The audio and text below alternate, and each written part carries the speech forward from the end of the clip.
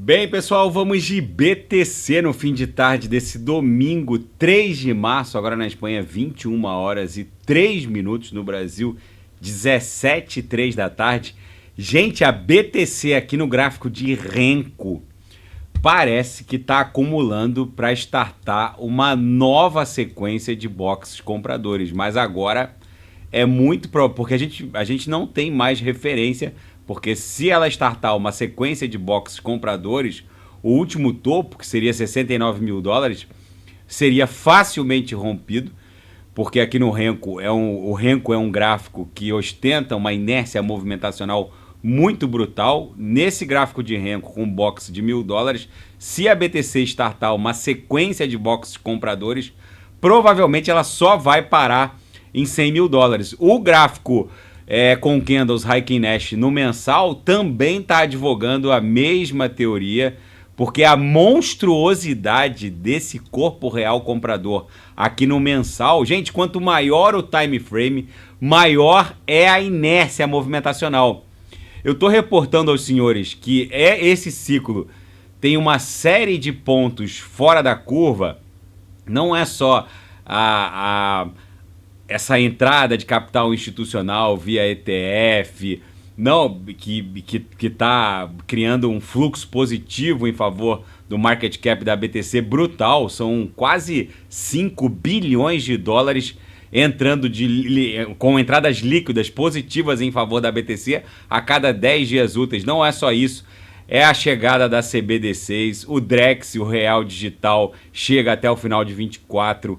O euro digital já está em fase fase final de formatação do design, chega até meados de 2025.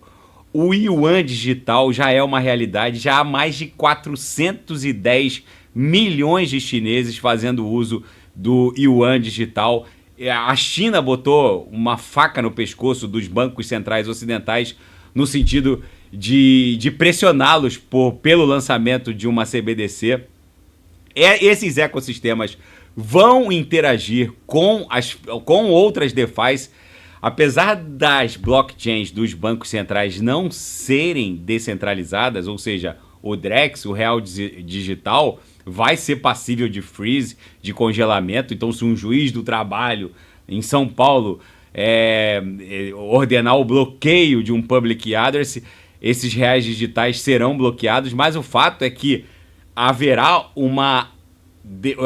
uma ausência de intermediário entre as transações. Ou seja, se eu quiser mandar dinheiro para minha esposa, para Fernanda, eu não vou precisar do Bradesco. O meu public address, que provavelmente vai ser o meu CPF, vai ser capaz de enviar reais digitais via Drex diretamente para Fernanda, ou seja, que vai ser cujo public address vai ser o CPF dela, sem a necessidade de um intermediário. É nesse sentido que as finanças descentralizadas vão ter a sua liquidez exponenciada, porque a ausência de intermediários e a intercomunicação entre todos esses ecossistemas vai fazer explodir a liquidez nas DeFis. Muito provavelmente as pessoas e as corporações empresariais vão bloquear os seus recursos em stake ou mesmo através de um simples swap, pegar os Drexes rodando na blockchain do Banco Central do Brasil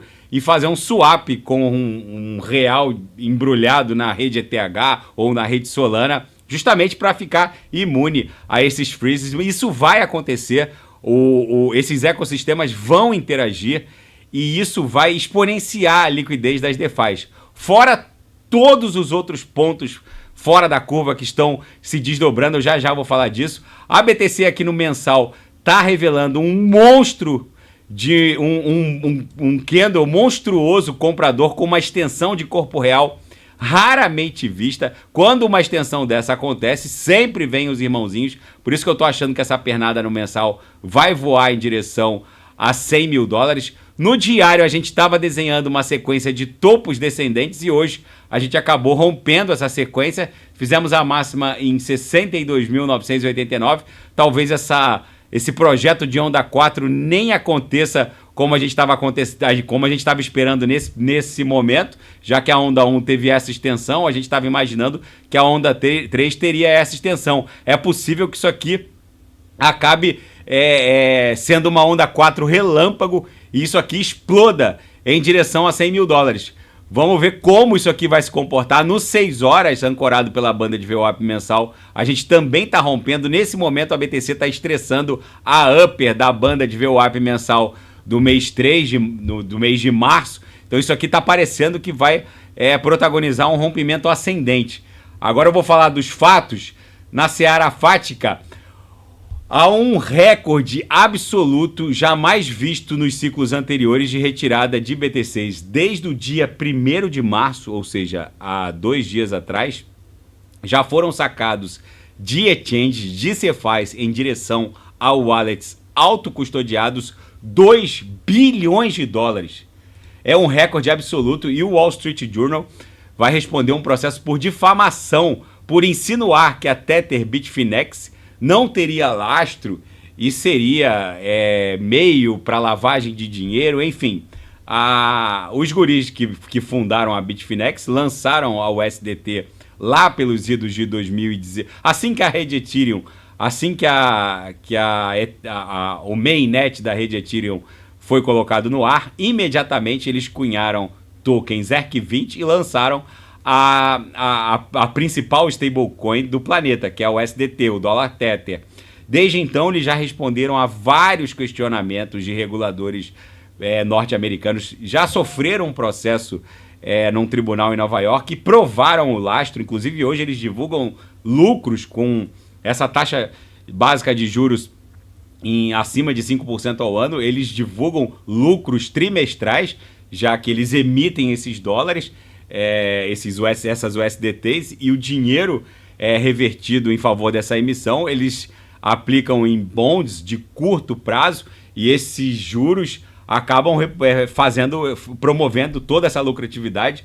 É uma operação bizarramente gigantesca e agora o Wall Street Journal, por ter insinuado que eles não teriam lastro, que seriam um mecanismo para lavagem e fraude, agora vão ter que responder em juízo. Enfim, a USDT, na minha leitura, ficou cada vez mais transparente com o passar do tempo. No começo era uma stablecoin altamente centralizada, mas toda sorte de questionamentos, de processos, agora esse processo por difamação que eles estão promovendo, tudo isso acabou aumentando a transparência e, na minha leitura, é uma stablecoin robusta, sim. E o Morgan Stanley agora está buscando uma exposição indireta ao Bitcoin, adquirindo cotas de ETF de BTC no mercado à vista. Ou seja, é o novo normal. E na seara geopolítica e finanças internacionais, os ganhos do S&P 500 nesse patamar só foram vistos pela última vez na década de 1970, enquanto a AI, a inteligência artificial, parece que vai alimentar um segundo rally. Na época nem existia a Nasdaq, na década de 1970, um rally dessa envergadura para S&P 500 e Dow Jones só foi registrado há quase 60 anos, em 1970, ou seja, tudo isso pode ser um sinal de topo, mas a AI ainda não está precificada pelo mundo TradeFi e pode promover um rally extra nessa pernada expansiva do S&P, da Nasdaq e do índice Dow Jones. E, gente, a dívida pública norte-americana, essa é a principal notícia de hoje. Essa reportagem na Zero Hedge, quando alguma coisa muito séria está acontecendo e os principais provedores de informações econômicas, como Bloomberg, Invest, não estão falando nada, é porque vem uma hecatombe. Por isso que isso é mais um ponto fora da curva. Eu vou repetir. A dívida pública norte-americana aumenta $1 trilhão a cada 100 dias. E outra, os BRICS pararam de comprar treasuries e bonds norte-americanos. A crise no mercado obrigacionista norte-americano está fazendo com que a taxa de juros de longo prazo, que é definida pelo mercado, nos Estados Unidos, a taxa de juros de curto prazo dos bonds é definida pelo Fed, cumprindo lá as políticas macroeconômicas que incumbe ao Federal Reserve, para controlar a inflação, garantir o poder de compra do dólar. Mas os Treasury Notes de 10 anos, de longo prazo, a taxa de juros é definida pelo mercado. E o mercado não, e o gráfico do aumento dessa taxa não para de subir. O fato é que os Estados Unidos eles estão inundando o mercado com treasuries e bonds. Nos últimos 4 dias foram 100 bilhões de dólares e agora, de forma muito cautelosa, alguns economistas começam a falar num crash no mercado obrigacionista de títulos norte-americano, porque os BRICS não estão comprando mais esses títulos. O que isso pode ocasionar? Gente, depois que o Ocidente, né, principalmente os Estados Unidos e a União Europeia, meteram um freeze nas reservas cambiais russas, o chinês começou a desembarcar dos treasuries e bonds. Os outros integrantes dos BRICS não aumentaram posição e agora a China começa a vender, principalmente no mercado de Londres, os seus treasuries, e a ameaça da União Europeia de botar a mão nos 280 bi de dólares da Rússia está agravando ainda mais a liquidez nesse mercado, porque se você tem dólares, seja ele em reservas depositadas no exterior ou em treasuries e bonds, e o americano pode dar um freeze, quer dizer que você não tem nada, a não ser que você fique paparicando Washington.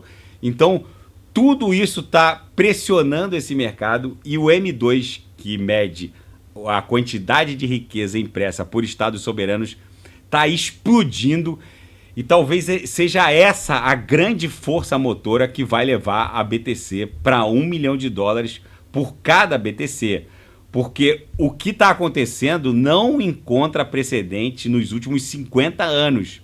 Só naquela crise lá do Paul Volcker, no final da década de 1970, em que eles botaram a taxa de juros em 14% ao ano para poder fazer frente à mega inflação que acabou se sucedendo ao fim da paridade dólar-ouro, que o Nixon acabou promovendo.